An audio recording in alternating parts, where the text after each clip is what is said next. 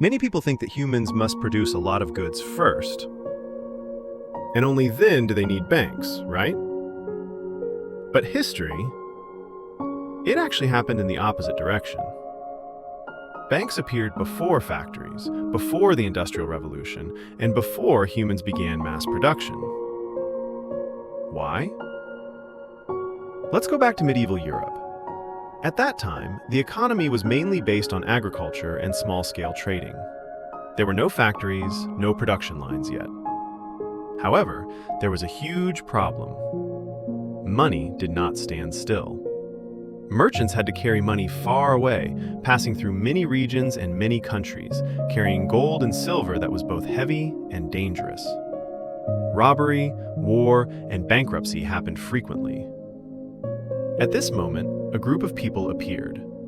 They did not need to produce goods. They also did not go to sea or trade directly.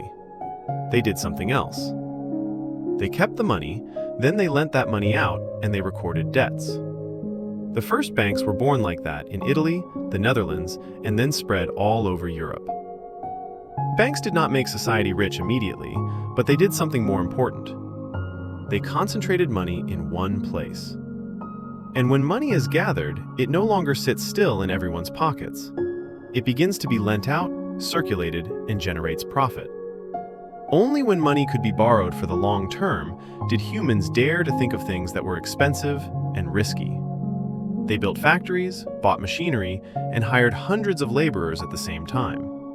In other words, the factory could not be born if the bank did not stand there first. And this leads to an uncomfortable truth. The person who controls the money usually appears before the person who creates the product. And when production explodes, the biggest stream of profit usually does not run to the people standing at the machines, but it flows to the place that provided capital for the entire system. Banks do not create steel, fabric, or coal, but they decide who gets to produce, how much to produce, and when it must stop. Therefore, banks came into existence before factories, not because they had better foresight, but because any economy needs money to be organized, before labor can be organized. Industrial history did not begin with the sound of machines, but with silent debt books. Today, we will dissect what this world is trying to hide. You are standing in a room full of the light of modern convenience. But have you ever asked yourself about the darkness of the gears operating beneath your feet? Let's put aside the image of giant factories with the billowing smoke of the 18th century Industrial Revolution. Let's go back further in time, to the bustling towns of medieval Italy, or the ports smelling of sea salt in the Netherlands. There, before James Watt's first steam engine let out a metallic sigh, the first banks had sprung up. But what were banks back then? They were not skyscrapers made of glass and steel on Wall Street like today. They were just long benches placed in public squares. The people sitting on those benches did not produce fabric, did not forge swords, and did not plant barley. They did only one single thing: record keeping. They recorded the movement of invisible values. The first cruel truth you need to accept: money is sometimes not an equivalent exchange for goods, but money is a system of control. Before humans needed machines to increase productivity, they needed a mechanism to manage trust, and also fear. Merchants of that time faced a harsh reality. Gold and silver were heavy, and human greed was infinite. Carrying a chest full of gold across roads full of bandits or stormy seas was a death sentence for one's capital. Banks initially were born not to help society get rich. They were born to solve the fear of money. And by keeping gold in one place and issuing debt papers, that is, bills of exchange, they took a divine leap, turning matter into belief. A piece of paper could be exchanged for gold in a city thousands of miles away. This is the moment the true ruler was revealed. The producer of goods was still struggling with the productivity of human strength and animal power. Meanwhile, the holder of the bank had begun to master space and time. They controlled the flow of value before that value could turn into goods in the factory. Many people mistakenly believe that factories were born thanks to technical progress. That is only half the truth. The darker half of the truth is that factories were born because money had been gathered enough in the safes of banks. Imagine a giant machine. To operate, it needs a huge amount of fuel right from the start. A small individual, no matter how genius their idea is, never has enough resources to build a mass production line, hire thousands of workers, and buy raw materials. At this time, the bank steps out of the shadows. They are not just a place to keep money, they become the architects of concentration. By collecting scattered, idle money from thousands of people, they create a massive block of money. And with that block of money, they begin to grant the right for who is allowed to become a factory owner. Do you see the rules of the game here? The factory does not grow by itself. It is the child of the bank. The bank was born first to create the financial skeleton. Then, the flesh of technology was added on top. And this leads to a reality that the Western financial elite always wants to cover up. Production is merely the slave of capital. The head of a large industrial corporation may look very powerful, but behind him are loan contracts with interest rates and very strict terms. If the bank stops providing capital, the sound of the machines will go silent immediately. Banks do not create steel, but they decide whether steel is allowed to exist or not. They do not create fabric, but they decide who gets to wear it. The priority of time, meaning banks coming first, established an eternal hierarchy of power. Finance is always the brain, while production is just the limbs. Modern alchemy, creating money from nothing. To understand why this system is so terrifying, we need to look at the operating mechanism of modern banks. A kind of alchemy that, if you understand it clearly, you will never look at the world in the old way again. In the original idea, banks would gather money to lend it out. However, in today's world, especially under the guidance of systems like the Fed, the US Federal Reserve, or major central banks, this mechanism has mutated into a monster. That is the system of fractional reserve banking. Listen carefully. When you deposit $100 into the bank does not keep that $100 in the vault.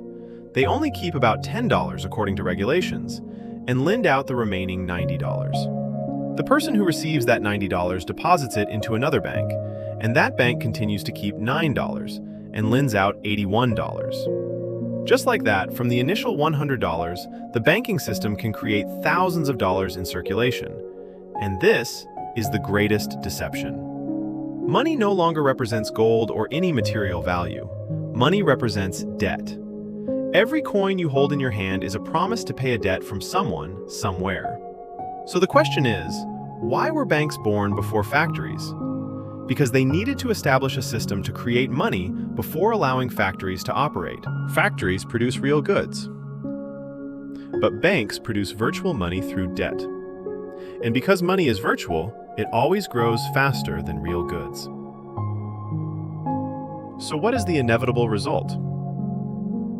It is inflation. Inflation is not an accident of economics. It is a feature of the banking system. It is an invisible vacuum cleaner, silently sucking away the value of the labor of workers in factories and transferring it into the pockets of those who control the cash flow. When prices go up, the purchasing power of the money you earn from your sweat and tears goes down. But the debts you carry still retain their value or increase due to interest rates.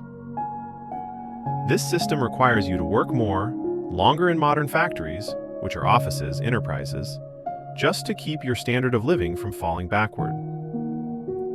You are running on a treadmill where the bank controls the speed.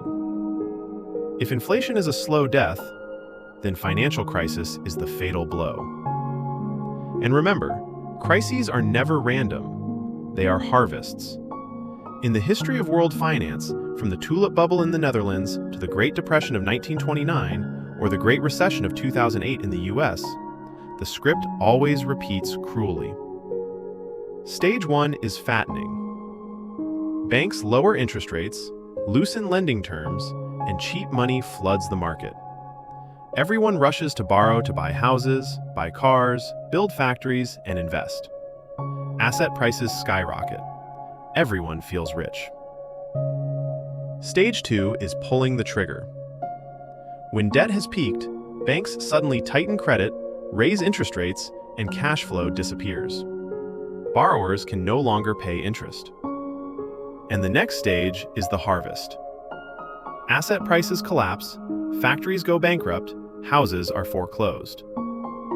At this moment, the real money holders, the big banks, the financial elites, step out and buy up all those assets at dirt cheap prices.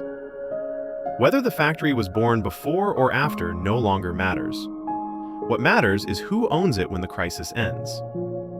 Banks have designed a game where they never lose. They win when you borrow money through interest rates, and they win when you cannot pay your debt through asset foreclosure. This is the hidden corner that economic textbooks always try to avoid. They talk about economic cycles as if they are a natural phenomenon like the weather. No, it is a controlled process. The sound of machines in the factory may be noisy, but it is always drowned out by the sound of turning pages in silent debt books. The place that decides the fate of millions of people with just a stroke of a pen. The matrix of consumption and the chain of debt. Look at your life today. You may not work for a steel or textile factory, but you are inside a giant factory of consumption. Why do banks push credit cards, 30-year home loan packages, and buy now, pay later services? Because they realized a truth.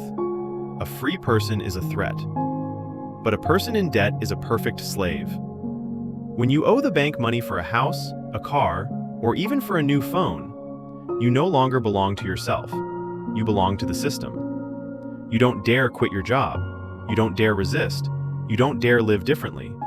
Because the chain of debt is tightening around your neck every month. Factories in the old days imprisoned workers within brick walls. Banks today imprison you in a prison without bars, where the warden is your credit score. The paradox that banks were born before factories continues to this day under a more sophisticated form. Today, giant multinational corporations in the West do not really make money from producing products. They make money from financial services, from manipulating stock prices, and from lending. Apple or Tesla are not just technology companies. In essence, they are giant financial entities, using products as an excuse to operate capital flows. Production is now just a tool to serve the growth of numbers on the electronic boards of investment banks. We are living in an era where virtual value dominates real value. A tweet can destroy dozens of factories on the other side of the hemisphere. A decision to raise interest rates from a closed room in Washington can cause millions of workers to lose their jobs. So again, why must banks be born first? To build the pen before bringing the sheep in, the factory is that pen. It keeps you in one position, forces you to work on a schedule, and pays you a small fraction of the value you create. While the majority is used to pay interest on the initial investment capital, meaning paying back the bank. Everything you see around you, from skyscrapers, modern airplanes, to high-speed internet services, all are byproducts of the global debt recording process. They are beautiful, they are convenient, but they come with an extremely high price. That is your freedom. You cannot destroy this system. It has existed for centuries. It is ingrained in every cell of modern civilization. From the ancient banks in Florence to high-frequency trading algorithms in New York. It is a beast too big to be overthrown by an individual. However, you can choose to play by your own rules. The system does not fear violent resistance. It fears understanding. And when you understand the rules of the game, you will no longer be an energy battery to be controlled. Here are 3 rules of action so you can survive and thrive in this debt matrix. Rule number 1, stop accumulating debt, accumulate real assets. In a world where banks constantly print more money, meaning issuing more debt, cash in your hand will lose value every day. Don't become a slave to consumer loans just to show off a flashy exterior. Focus on owning things of real value, things that banks cannot print more of: knowledge, unique skills, or finite assets. Remember, the debtor is a slave, the owner is a player. Rule number 2, understand the value of time. Banks do not steal your money. They steal your time through inflation and interest rates. If you have to work 30 years to pay off a house, it means the bank owns 30 years of your life. Find a way to shorten that time at all costs. Never trade time for things that will depreciate over time. Rule number 3, think like a bank, not like a factory. The factory focuses on creating products. The bank focuses on managing flow. In your personal life, don't just focus on working hard. That is thinking like a factory. Focus on optimizing the flow of resources you have. Where do you invest your energy? Which direction do you let your money run? And who is benefiting from every hour of your labor?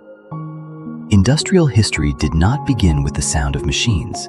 It began with silent debt books. And your life is the same. It will be defined by whether you are the one writing in that book, or if you are the number written inside it. This system always needs your ignorance to operate, but now you understand.